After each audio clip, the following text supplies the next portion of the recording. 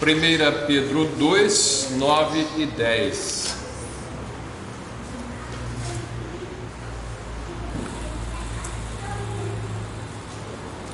Mas vós sois a geração eleita, o sacerdócio real, a nação santa, o povo adquirido, para que anuncieis as virtudes daquele que vos chamou das trevas para a sua maravilhosa luz. Vós que em outro tempo não erais povo, mas agora sois povo de Deus, que não tinhais alcançado misericórdia, mas agora alcançastes misericórdia. Estamos analisando nas Escrituras o sentido deste texto. O que é que nós somos? Que nação santa é esta? Povo, a geração eleita, um sacerdócio real. À luz das Escrituras, Velho e Novo Testamento, como é que nós podemos entender este povo, a igreja, com esta linguagem israelita? É uma linguagem israelita aqui. Uma nação, uma geração eleita, uma nação santa, um sacerdócio real, remete à linguagem usada por Deus no Sinai sobre o povo de Israel.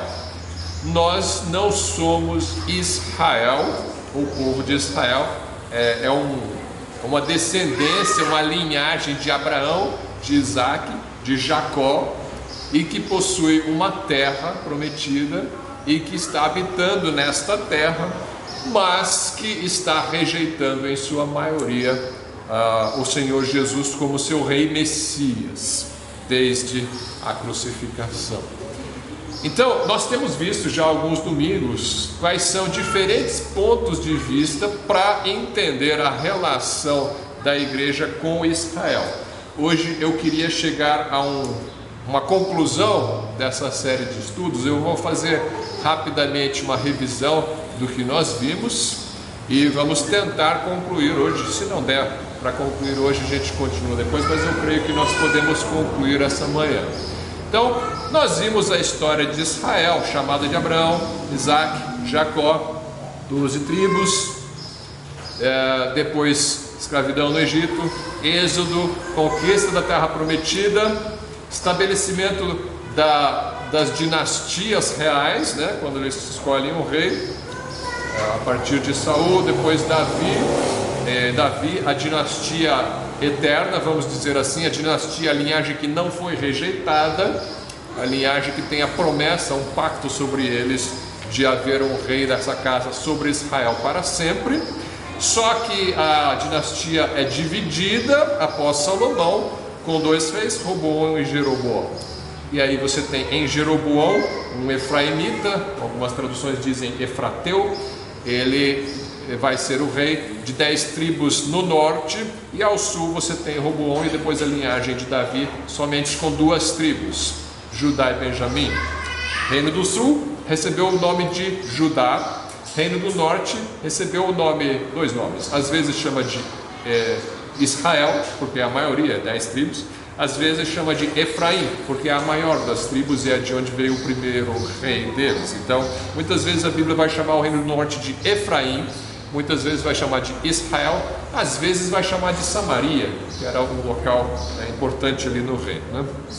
Então, nós temos isso aí, a história até a vinda de Jesus. E teve o cativeiro da Babilônia, teve antes o cativeiro da Assíria, Reino do Norte foi para o cativeiro da Assíria, de onde nunca mais retornou a ser um reino, com reis e tudo mais, né? Reino do Sul foi para o cativeiro da Babilônia, depois ele voltou para o Reino do Sul em Jerusalém, tomou posse da terra, reconstruiu Jerusalém e reconstruiu o templo. Então, Reino do Sul, na época de Jesus, é chamado de Judeia, onde estão os judeus. Israelitas, então, não são só os judeus, israelitas são de todas as tribos, as 12 tribos, né? E muitos se espalharam pelo mundo. Com os romanos invadindo e destruindo Jerusalém no ano 70 depois de Cristo, eles espalham também os judeus pelo resto do mundo, né? E aí passam-se vários séculos, os judeus habitando em vários países. Chega ali no século XX, 1948, eles voltam para a terra após a Segunda Guerra Mundial para a terra prometida, né? Então é esse o estágio em que estamos hoje, judeus vindo de todas as partes do mundo para a terra prometida, parte deles se convertendo e se tornando judeus messiânicos, outra parte não, a maior parte não. O judaísmo ortodoxo não aceita Jesus como Salvador.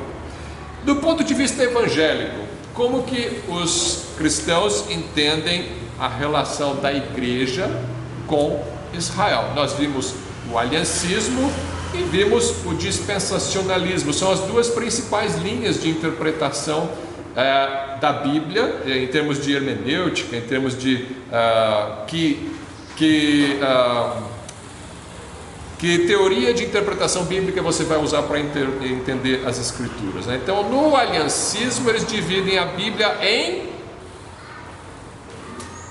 Como que o aliancista entende a Bíblia, a história da redenção? Ele divide em certos...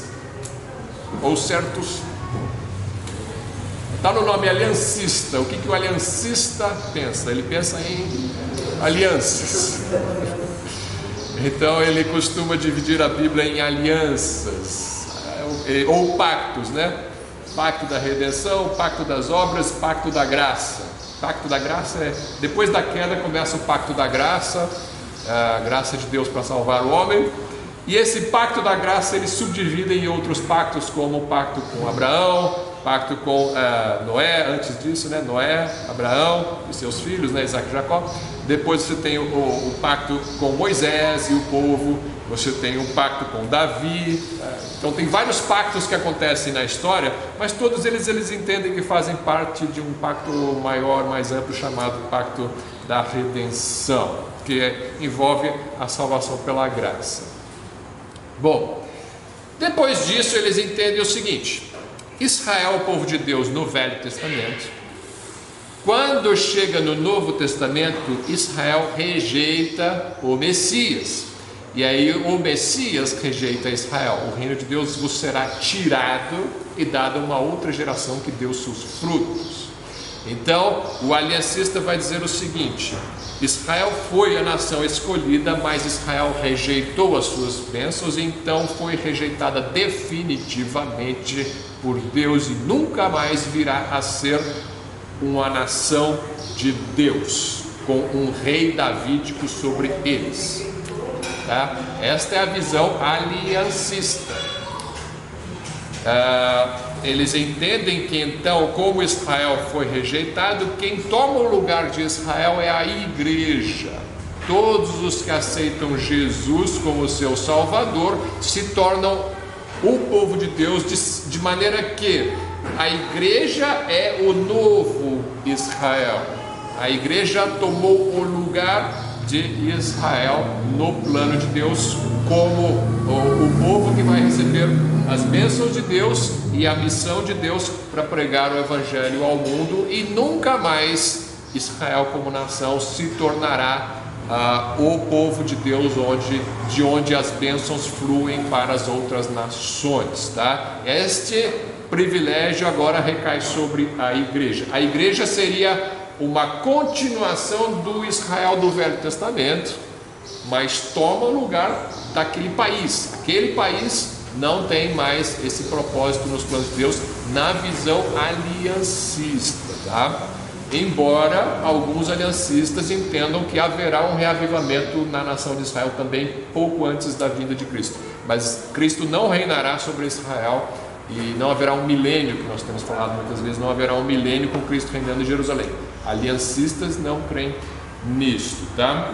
Nós falamos várias passagens interessantes a respeito do aliancismo e sua visão em relação com Cristo, e que Cristo seria o Israel de Deus, né? Que Cristo foi chamado do Egito, passou pelo batismo e depois foi tentado 40 dias no deserto e ele venceu a tentação. Israel do Velho Testamento saiu do Egito, passou pelo batismo do Mar Vermelho e foi tentado por 40, não dias, mas 40 anos no deserto, mas Israel fracassou. O Messias não fracassou, de forma que na visão aliancista, o Messias Cristo é o Israel de Deus, e a igreja que crê em Cristo é enxertada em Cristo e se torna então o corpo de Cristo, uma nação espiritual. Tá. Depois a gente falou de alguns problemas com isso, porque eles creem que como nós somos a nação de Deus, então nós temos direito a todas as promessas do Velho Testamento sobre a nação de Israel. E aí vão aparecer as dúvidas. Bom, então eu tenho direito à terra?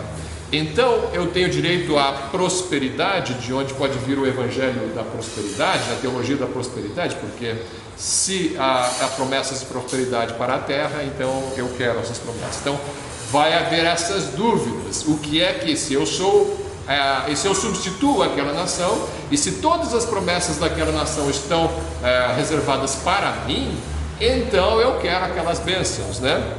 E aí vai haver uma série de questões ligadas com isso, né?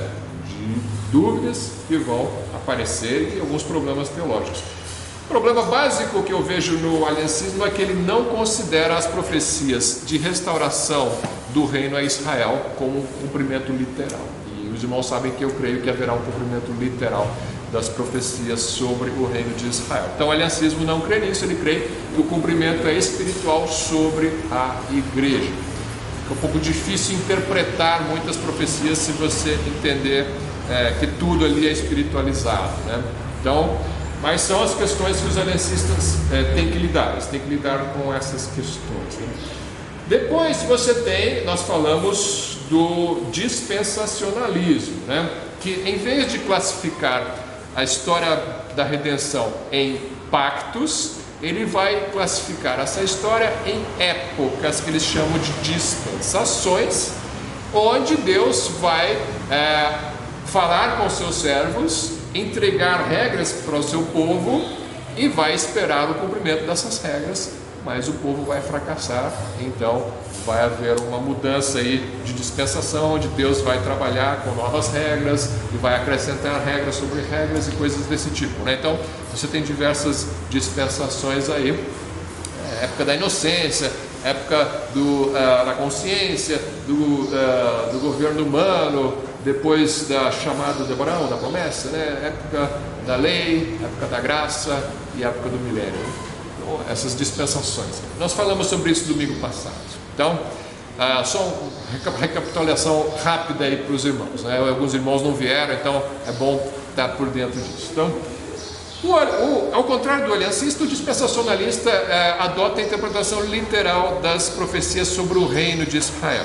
Então eles entendem que a igreja hoje é o povo de Deus porque Israel rejeitou o Messias, sim.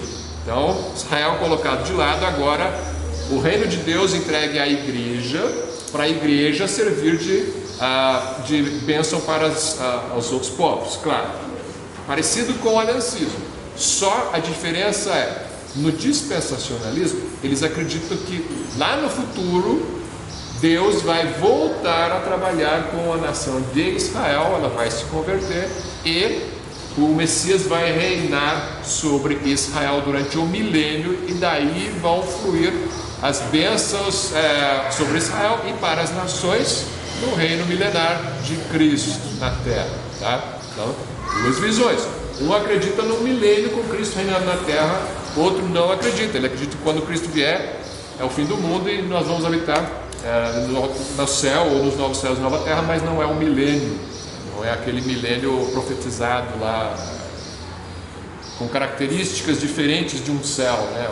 Um milênio onde tem um governo, onde tem leis, onde tem castigos, onde tem morte, né? Ainda é a terra mesmo, não é o céu ainda, né? Então, duas visões bastante diferentes a respeito do que? Do porvir. Hoje eu não quero tratar o porvir, tá? Essa é a diferença profunda, é mais ali. Agora, o que nós queremos entender aqui nessa série não é tanto milênio que vai acontecer lá na frente, é hoje. Como Israel se relaciona com a igreja hoje. Então, aliancista, Israel não mais, agora só a igreja. Dispensacionalista, Israel não mais por enquanto, só a igreja. A igreja não é o Israel de Deus para o dispensacionalista, para o aliancista. Para o dispensacionalista, Israel é uma nação, uma linhagem que Deus está reservando para restaurar no futuro. A igreja é um outro corpo. A igreja é um mistério que os antigos do Velho Testamento não conheciam e que passaram a conhecer com o Novo Testamento. Então, no dispensacionalismo, nós somos a manifestação do mistério de Deus na dispensação da graça. Vou só reler um texto que nós vimos, um ou dois que nós vimos semana retrasada. Efésios 3, 2 a 6 diz, não precisa abrir, eu vou ler aqui: se é que tendes ouvido a dispensação da graça de Deus, que para convosco me foi dada, como me foi este mistério manifestado pela revelação, como antes um pouco vos escrevi. Por isso, quando ledes, podeis perceber a minha compreensão do mistério de Cristo, o qual noutros séculos não foi manifestado aos filhos dos homens, como agora tem sido revelado pelo Espírito aos seus santos apóstolos e profetas. A saber, qual é o mistério que o Velho Testamento não conhecia? Que os gentios, nós não judeus, são co-herdeiros e de um mesmo corpo e participantes da promessa em Cristo pelo Evangelho. Que nós somos corpo de Cristo junto com os judeus. Hoje isto os antigos não sabiam. Então este é o mistério da igreja que foi revelado em Cristo Jesus. Nós somos um corpo maravilhoso no plano de Deus para a história. Nós somos algo único na história até aqui. Nunca houve algo assim, onde Deus tivesse derramado o seu Espírito Santo sobre israelitas, sobre gregos, sobre romanos, sobre brasileiros, sobre africanos. Isso nunca aconteceu. No Velho Testamento você via o Espírito Santo vindo sobre Davi, vindo sobre Elias, Eliseu, mas você não vê um derramar do Espírito Santo sobre todos os povos. Você não ouve falar que Naamã foi cheio do Espírito Santo, né? Ele foi curado de lepra, ele se converteu, mas esse derramar do Espírito Santo com dons para cada um, para a edificação da igreja, e isto é próprio da dispensação em que nós vivemos hoje. É a graça de Deus, a época da graça em que nós estamos vivendo. Bom, oi, sim. Os dois, as duas vertentes acreditam no enxerto novamente de Israel, de maneira de tempo diferente. Não exatamente, eles acreditam. Então aí dentro do aliancismo tem uma linha que acha que eles vão ser enxertados no final, quando Cristo voltar, tá? Isso acredita sim o dispensacionalista e o aliancista, alguns aliancistas, mas eles não acham que o país Israel vai ter um papel fundamental. Eles não acham que Cristo vai estar reinando ali e governando sobre as nações. O dispensacionalista acha que sim. Mas os dois acreditam que haverá um avivamento em Israel no final dos tempos. Isso está na Bíblia, não há como negar. Alguns negam, mas a maioria, até dos aliancistas, eu creio que hoje está afirmando que haverá um avivamento em Israel. Tá? Então, eu comentei que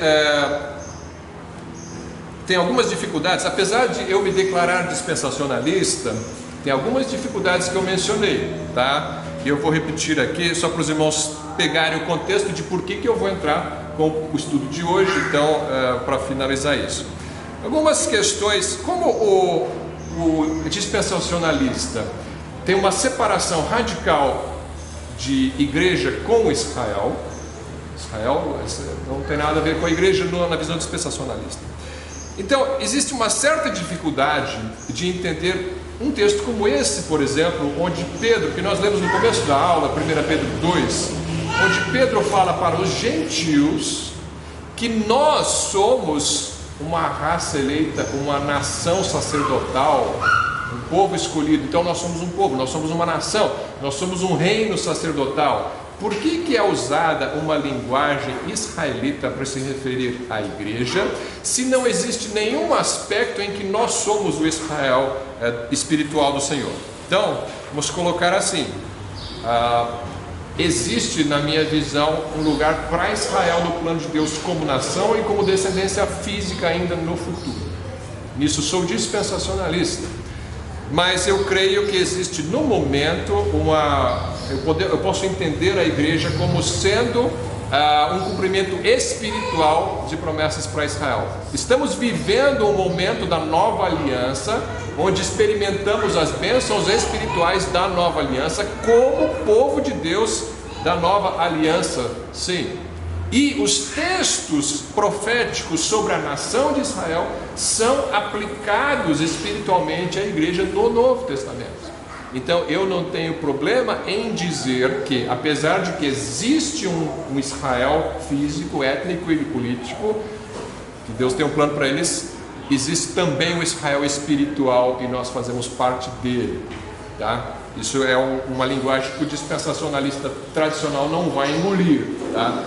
Então, mas eu uso essa linguagem sem peso na consciência, e eu vou explicar por quê. Então, você tem aí o primeiro texto, né?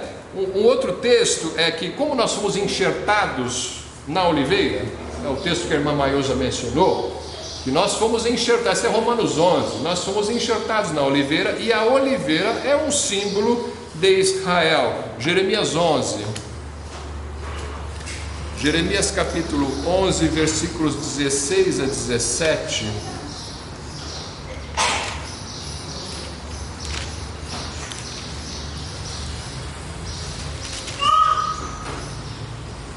O Senhor chamou o teu nome de oliveira verde, está falando para Israel, formosa por seus deliciosos frutos.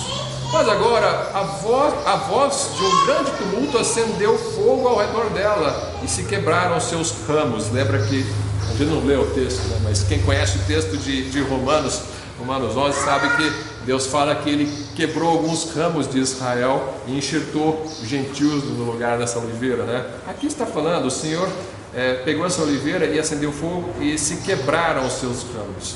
Porque o Senhor dos Exércitos que te plantou pronunciou contra ti o mal pela maldade da casa de Israel e da casa de Judá. Aqui são mencionadas as duas casas de Israel, reino do norte e reino do sul. Reino do norte, casa de Israel; reino do sul, casa de Judá. Que para si mesma fizeram, pois me provocaram a ira queimando incenso a Baal. Então, você tem uma oliveira. A oliveira é o povo de Deus, o lugar da bênção de Deus. Deus tratou, puniu Israel, retirou alguns ramos dessa posição de bênção e colocou nós nesse lugar de bênção. Esse lugar de bênção no plano de Deus, por onde Deus vai ministrar aos outros povos, o dispensacionalista não chama de Israel espiritual, mas eu creio que podemos tratar isso como sendo um Israel espiritual, o lugar da bênção do Senhor. Nós, como um povo espiritual de Deus, estamos ocupando esta posição hoje. Então, os gentios crentes hoje, eles fazem parte desse povo. Efésios 2:11, 1 Coríntios 12:2 fala que nós não somos mais gentios, agora nós somos povo de Deus, fomos aproximados do povo de Israel. O Israel, nós temos aí vários textos. Veja Amós capítulo 9. Amós 9, versículo 11. Amós 9, versículo 11. Amós vem antes de Obadias, não sei se ajuda alguma coisa. Vem depois de Joel também, não sei se ajuda. Pronto, ajudou, tá bom. Amós 9, versículo 11. Naquele dia tornarei a levantar o tabernáculo caído de Davi e repararei as suas brechas e tornarei a levantar as suas ruínas e o edificarei como nos dias da antiguidade. Tá falando uma profecia onde ele vai levantar o tabernáculo de Davi. Ele está falando aqui nesse contexto da restauração do reino de Israel. Ele está falando de castigo do reino do norte, né? O reino de Israel vai ser castigado, mas num dia eu vou tornar a edificar o tabernáculo de Davi. E aí, o que isso tem a ver? O que isso tem a ver com o nosso estudo? Veja Atos 15, 14 e 17. Atos 15, 14 a 17.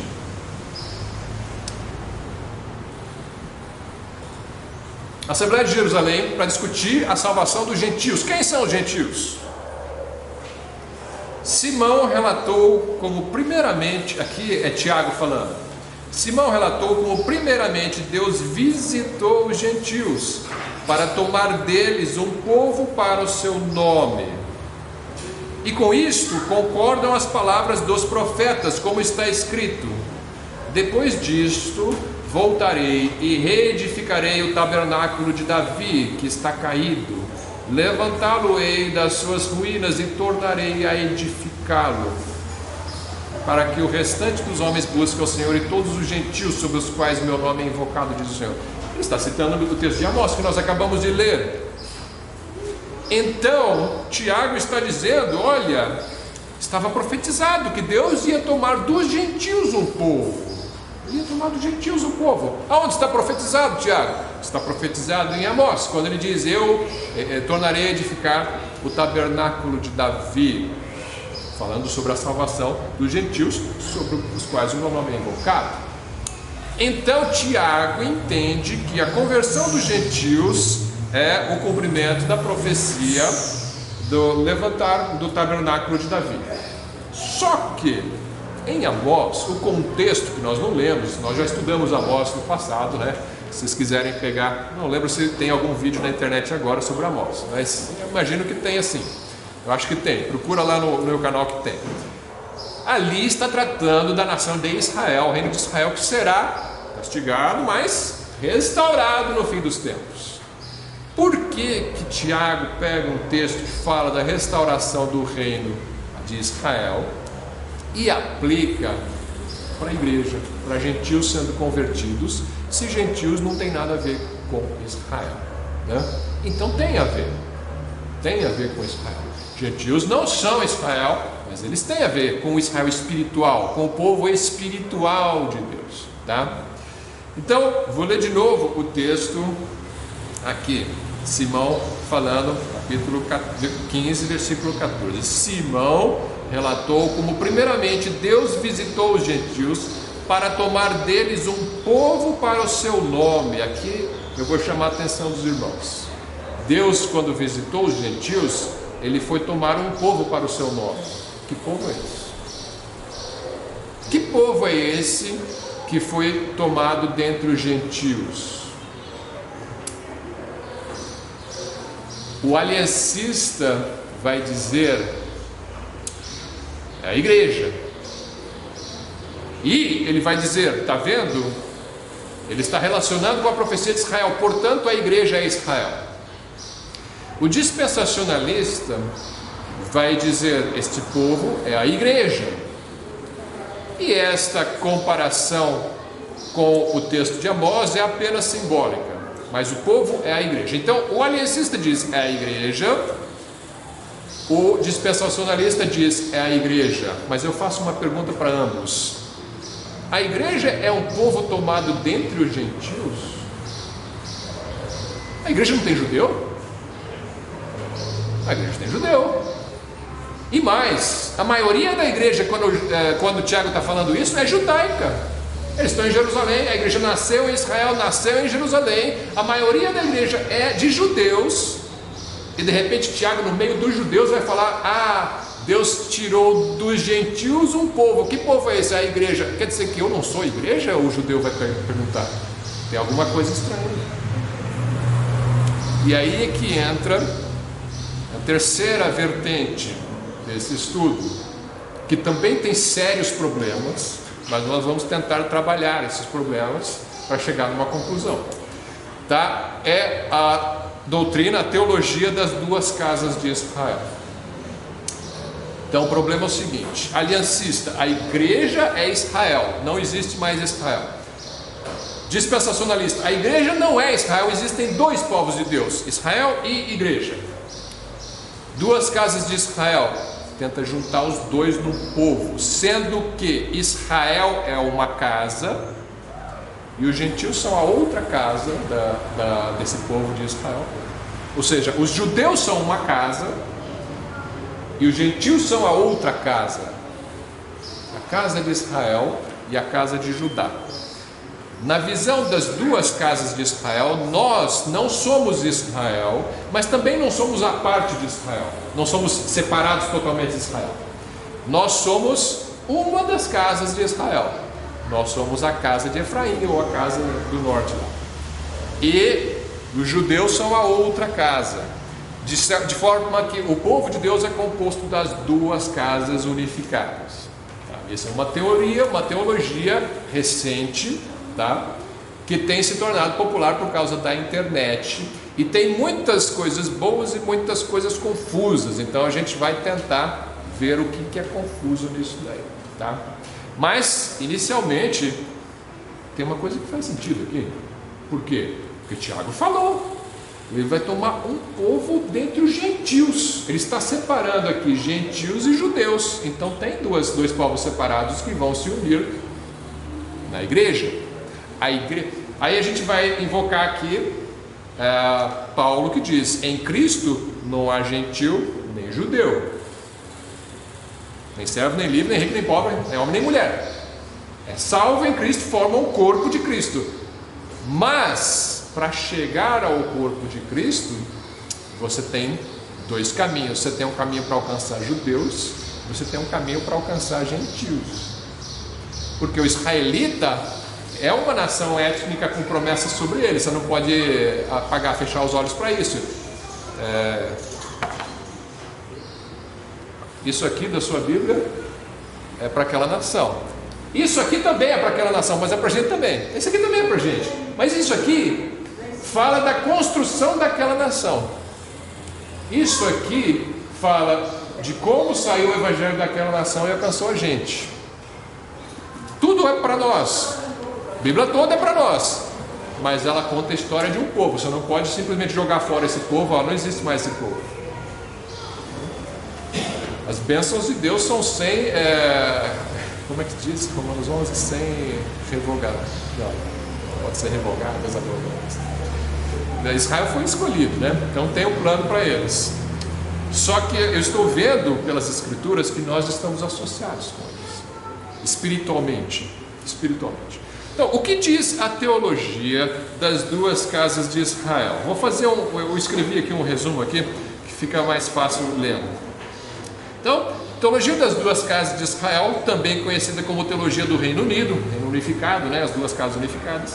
Difere dos aliancistas, que ensinam que a igreja substitui o Israel étnico como o povo de Deus e herdou todas as suas promessas. Isso é aliancista. Também distingue-se do dispensacionalista, que separa completamente a igreja de Israel como dois povos de Deus.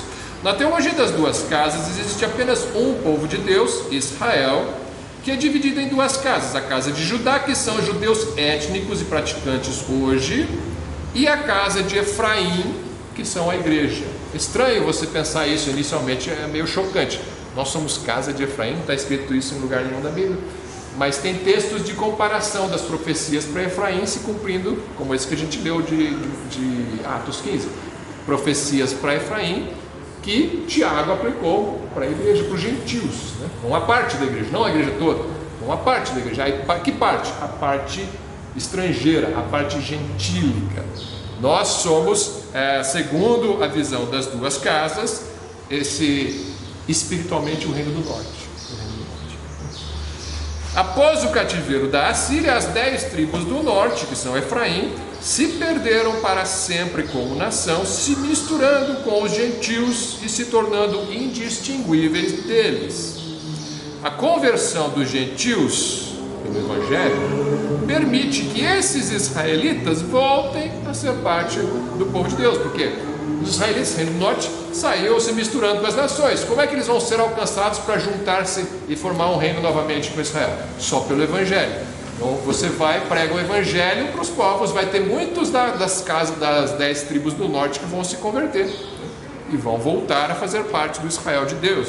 Então essa é a salvação de Efraim por meio do Evangelho. A conversão dos gentios então permite que esses israelitas voltem a ser parte do povo de Deus junto com os gentios. Não só efraimitas vão se converter, mas outros gentios também. Atualmente a casa de Judá está endurecida porque rejeitou o Messias, mas no fim dos tempos Judá se converterá e se unirá à casa de Efraim, cumprindo as profecias do reino unificado. Os proponentes dessa teoria são predominantemente pré-milenistas, eles creem no reino de Cristo reinando sobre Israel. Israel é a oliveira de Deus e as duas casas então são seus ramos. Então, existem várias vertentes dessa teologia. Você sabe que toda teologia tem muitas ramificações, muitas diferenças, né? Então você vai ver algumas seitas nesse grupo falando assim: olha, só descendente físico de Abraão vai ser salvo. Se você aceitou Jesus é porque você é descendente físico de Abraão. Você tem o DNA de Abraão em você, porque a promessa era para Abraão e sua descendência. Então, se você aceitou Jesus é porque pode fazer uma pesquisa aí que deve ter sangue judeu em você, né? Tem gente falando isso. É uma teologia do DNA, né? Não é para todas as nações o evangelho, é só para um povo, né? Mas isso não é bíblico. Isso não é bíblico. Só o evangelho é para todos. Nasceu longe da casa de Abraão, de Israel. Mesmo no Velho Testamento já se convertiam estrangeiros, né? Então não dá para você forçar isso nas escrituras, que só se converte quem é descendência física de Abraão. Esse aí alguns que dizem, não é todo mundo que diz isso. Eles formam certas seitas aí em cima dessa teologia aí das duas casas, tá? Deus não faz acepção de pessoas e Cristo morreu pelos pecados do mundo todo, né? Isso aí nós temos claro nas escrituras. Outros afirmam que a casa de Efraim contém salvos de todas as nações, assim como a nação de Israel original continha representantes dos gentios. Abra sua Bíblia em Êxodo 12, versículo 37. Quem é a nação de Israel no Velho Testamento? Êxodo 12, versículo 37.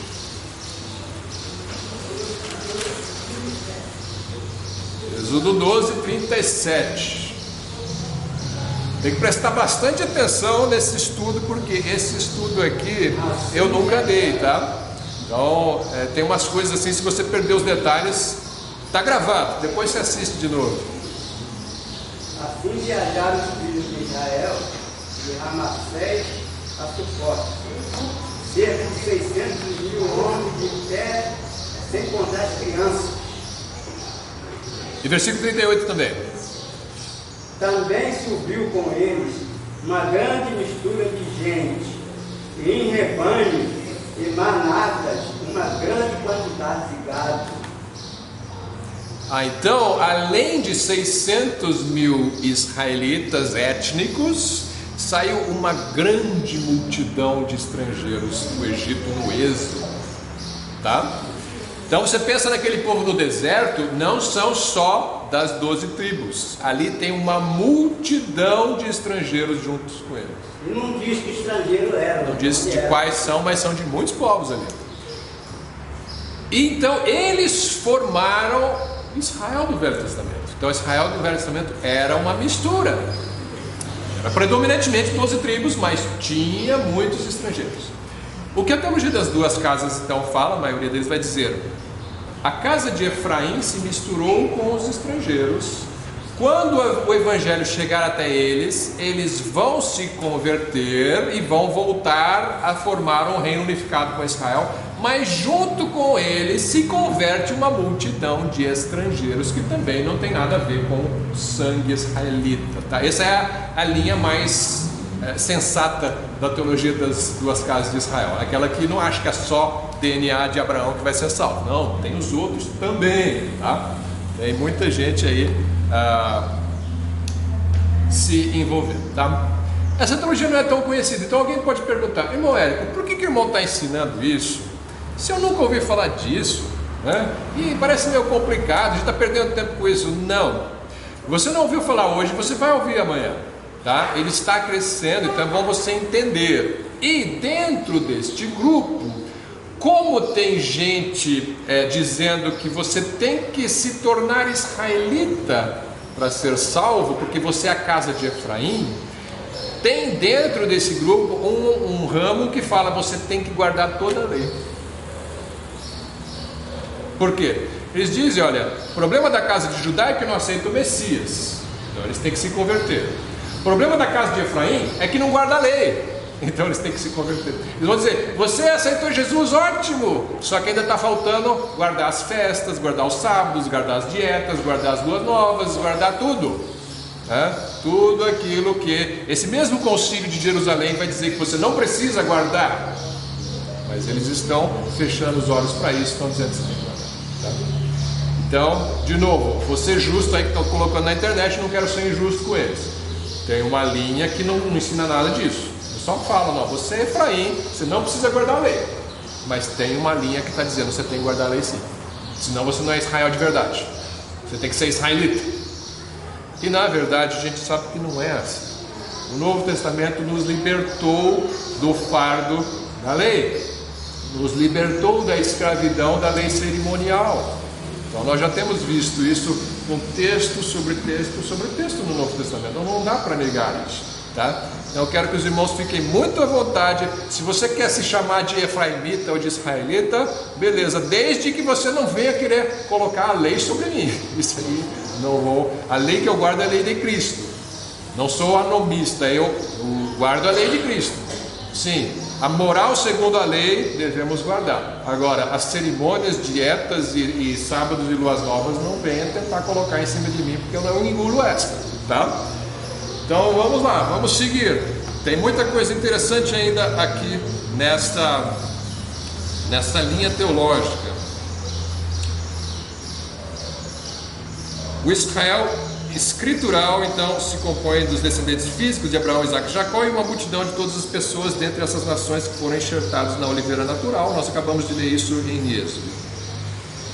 Tá.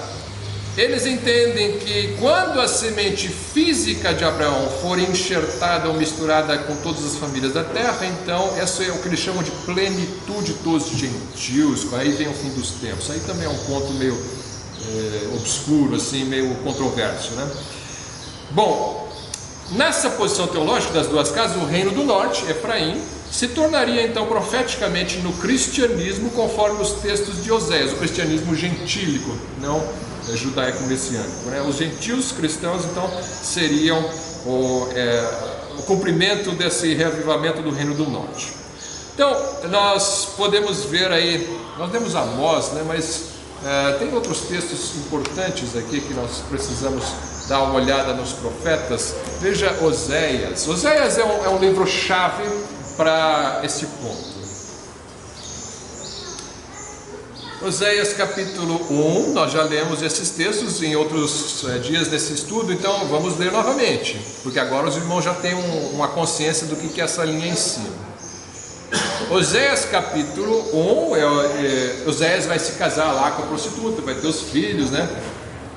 E aí você vai ter lá no versículo 6, tornou ela a conceber, a mulher de Oséias, né, a prostituta com quem ele se casou, gerou um filho, tornou ela a conceber e deu à luz uma filha, e Deus disse, põe-lhe o nome de Lo-Ruama, porque eu não tornarei mais a compadecer-me da casa de Israel, mas tudo lhe tirarei, tá? Então você tem aí uma profecia sobre a queda desse povo. Lo-Ruama significa não meu povo. Então ele está dizendo, ó, Israel, reino do norte, não vai ser mais meu povo. É isso aqui que significa essa profecia. Depois você tem no versículo 10, todavia o número dos filhos de Israel, essa mesma terra que vai ser chamada não meu povo, será como a areia do mar, que não pode medir-se nem contar-se. E acontecerá que no lugar onde se lhes dizia, vós não sois meu povo, se lhes dirá, vós sois filhos do Deus vivo. Tá. Então ele fala para o reino do norte, Efraim, 10 tribos, vocês não são o meu povo. Depois ele fala, em vez de dizer vocês não são o meu povo, eu vou tornar a dizer vocês são o meu povo, são filhos do Deus vivo, né? Ótimo, tudo bem. Isso aí parece o texto que a gente leu de 1 Pedro. Volta lá em 1 Pedro 2. Volta lá. Então agora você tem esse texto aí de Oséias falando que ele diz para os efraimitas que vocês não vão ser meu povo, mas um dia vocês vão voltar a ser meu povo. Agora você volta em 1 Pedro 2, versículo então 9, né? Vou ler novamente. Mas vós sois a geração eleita, o sacerdócio real, nação santa, o povo adquirido, para que anuncieis as virtudes daquele que vos chamou das trevas para a sua maravilhosa luz. Vós, que em outro tempo não erais povo, mas agora sois povo de Deus, que não tinhas alcançado misericórdia, mas que agora alcançaste misericórdia. Ele está citando Oséias. Está aplicando Oséias espiritualmente a nós que nos convertemos, porque você não era israelita, você não era judeu, você não era judia, não era, você não tinha nada a ver com o povo de Deus, mas você aceitou o Messias de Israel, então você se tornou o povo de Deus.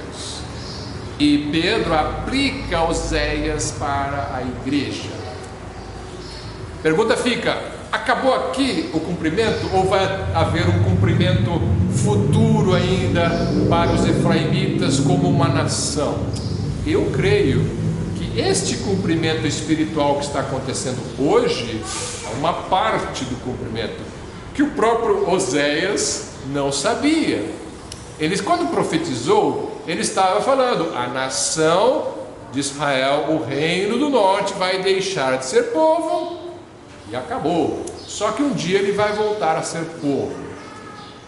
Ele não estava pensando a igreja vai ser o corpo de Cristo um dia, talvez não tivesse isso na sua cabeça. Mas eu creio que existe uma aplicação espiritual para os dias de hoje, que nós que não éramos povo, assim como o reino de Israel do norte, eles deixaram de ser povo, assim nós também não éramos povo e nos tornamos povo de Deus, como uma casa de Efraim espiritual. Mas um dia a casa física étnica de Efraim também vai se juntar com a casa física étnica de Judá e formar uma nação politicamente organizada. Então o cumprimento espiritual hoje não anula um possível cumprimento físico literal no futuro, tá? Essa é a minha leitura. Então eu não me chamo de Efraim, tá? Eu não tenho essa postura, mas eu admito que a profecia sobre Efraim se aplica a nós. Ela está sendo usada aqui por Pedro para se referir a nós. Espiritualmente ela se cumpriu assim, mas existe um cumprimento literal também no futuro, tá? Eu não vou anular o cumprimento literal das profecias, mas eu creio que nós hoje estamos vivendo um reino de Deus invisível. O reino de Deus não vem com aparência visível hoje, e nós vivemos um Israel espiritual invisível, e o Israel visível não está andando com Deus. Mas no futuro, quando o Messias vier reinar, vai haver um cumprimento do reino literal físico, e haverá uma nação literal física de Israel. Essa é a minha postura, no meu entendimento das profecias.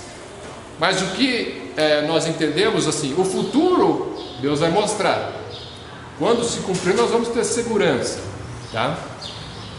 Não sou dogmático com escatologia. Algumas coisas sim, Cristo virá, né? O juízo final acontecerá, sim. O anticristo será derrotado por Cristo, sim. O arrebatamento acontecerá. Mas eu não sou dogmático com todos os detalhes do que vai acontecer. Eu tenho a minha posição, eu sou convicto dela, mas não tenho certeza dela, não morro por ela, tá? Tem gente que quer causar divisão nas igrejas por causa de um acha que o arrebatamento é no fim da tribulação, o outro acha que é uma semana antes e o pessoal já está cortando a cabeça. Não concordo com você, né?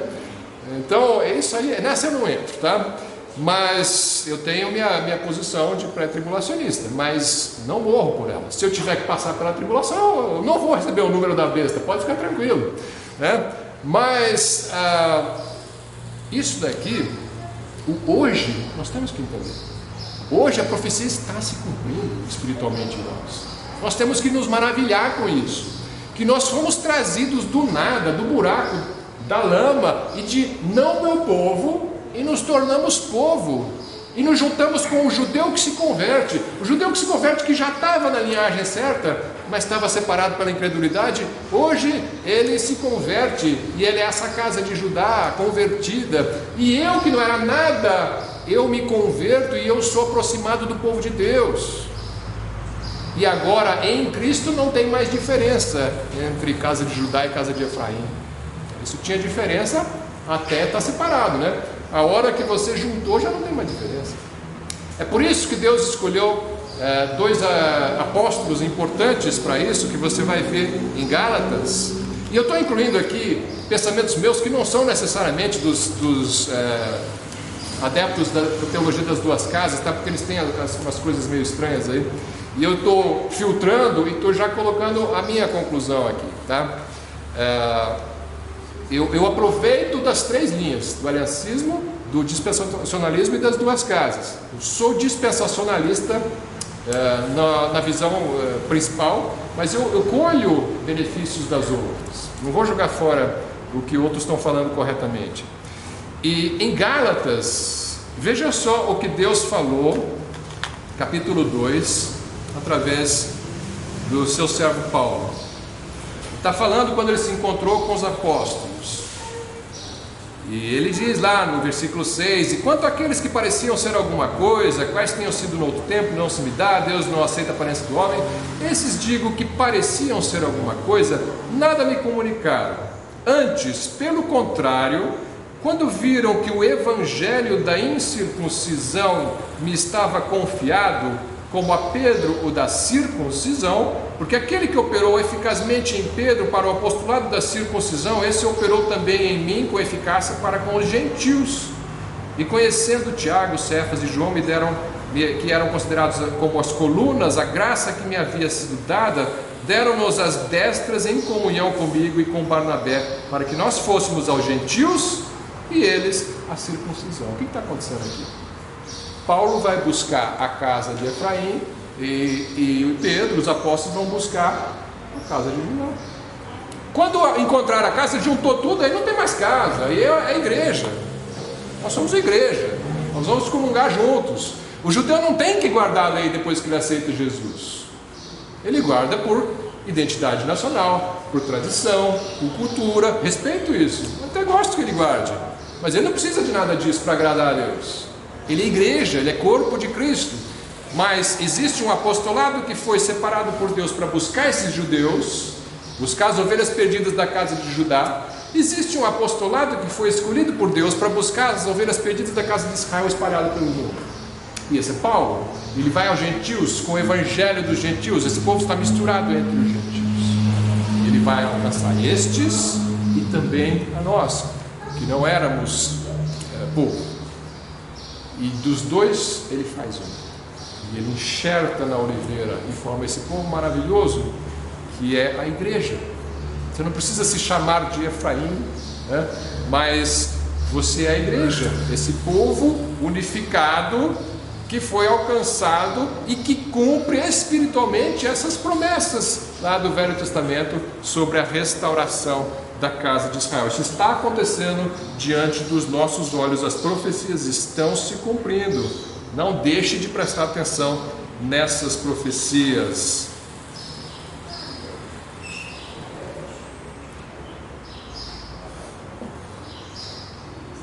Alguns proponentes da teologia das duas casas afirmam que ambas as casas estão afastadas de Deus hoje. Isso nós já falamos, né? Eles acham que Judá então precisa aceitar o Messias e Efraim precisa guardar a lei. Isso já comentamos, né? Que não é o caso.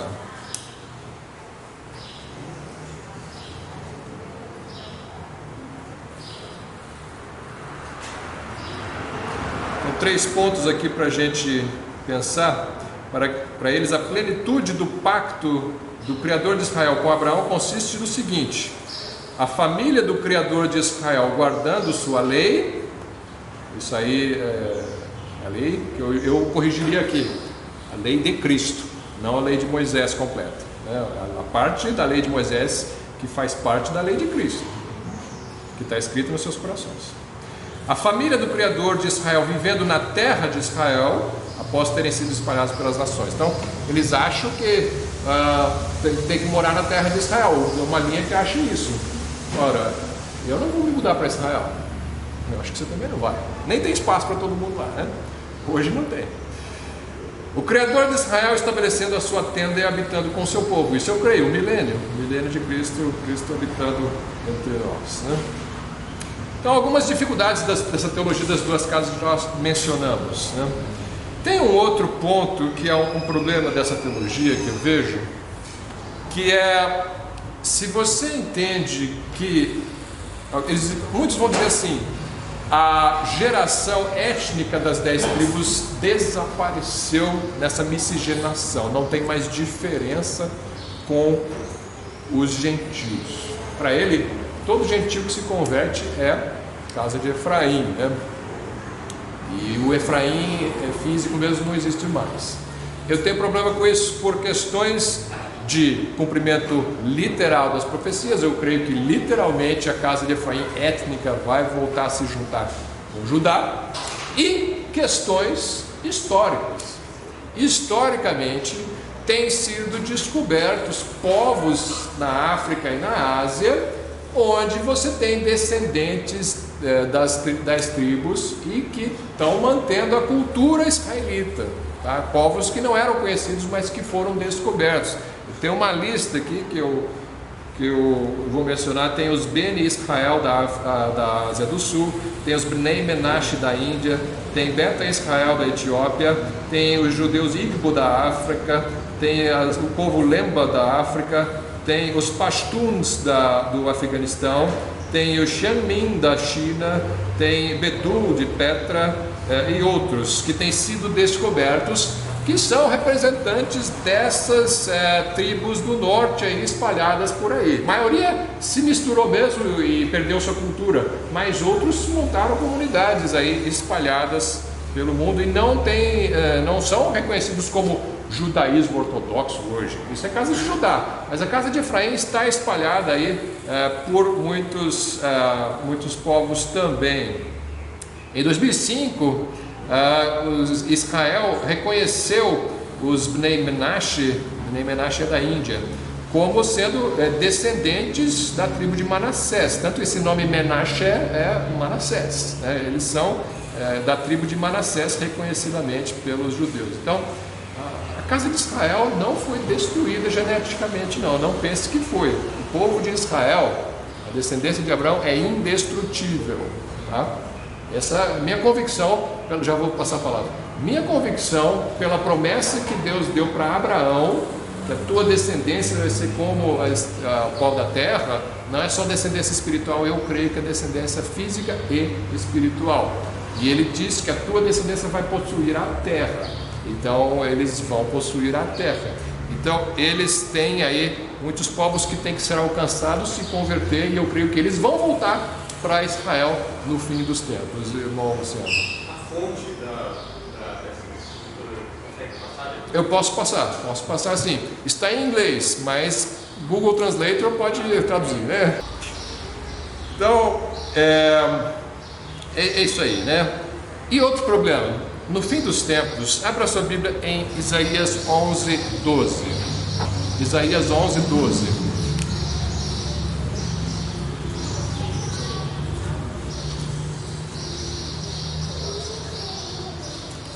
Vamos ver aqui o versículo um pouco antes. Esse aqui é um texto bastante famoso sobre o milênio, né? Pode voltar aqui o versículo 6. Morará o lobo com o cordeiro, e o leopardo com o cabrito se deitará, e o bezerro e o filho de leão e o animal cevado andarão juntos, e o menino pequeno os guiará. Isso é o milênio. Os proponentes das duas casas de Israel vão concordar com o cumprimento físico literal disso aqui no milênio. Versículo 8: brincará a criança de peito sobre a toca da áspide, e a desmamada colocará sua mão na cova do basilisco. E não se fará mal nem dano algum em todo o meu santo monte, porque a terra se encherá do conhecimento do Senhor, como as águas cobrem o mar. E acontecerá naquele dia que a raiz de Jessé, a qual estará posta por estandarte dos povos, veja bem, existe a raiz de Jessé e existem os povos que estão dentro deste reino. Não é só Israel que está dentro desse reino, existem outras nações. Será buscada pelos gentios, e o lugar do seu repouso será glorioso. E há de ser que naquele dia o Senhor tornará a pôr a sua mão para adquirir outra vez o remanescente do seu povo que for deixado da Síria, do Egito, de Patros, da Etiópia, e de Elã, e de Sinar, e de Amate, e das ilhas do mar. Eu creio que isso aqui, esses nomes que ele está falando, é de onde ele vai trazer essas tribos para Israel. Meu entendimento literal da profecia. E levantará um estandarte entre as nações, e ajuntará os desterrados de Israel, e os dispersos de Judá, congregará desde os 4 confins da terra. Veja que ele fala 3 grupos de pessoas. Ele fala, as nações vão ter o estandarte de Deus entre as nações. A bandeira de Deus vai estar entre as nações. Vai além, mas elas vão ficar lá. Não precisa ir para Israel. As nações são de Deus, mas estão no lugar delas. Mas os desterrados de Israel e os dispersos de Judá, as 2 casas de Israel, esses vão voltar para a terra. Então tem 3 povos. O problema de alguns proponentes das 2 casas de Israel é que eles acham que só tem 2. Se você não é da casa de Israel, da casa de Efraim, você não é nada, está fora. Mas existem 3 povos no fim dos tempos: Israel, Judá e as nações convertidas. Então as nações convertidas não têm que guardar a lei hoje, não têm que guardar os rituais judaicos. Israel mesmo, depois que se converte, o israelita não tem que guardar essas coisas.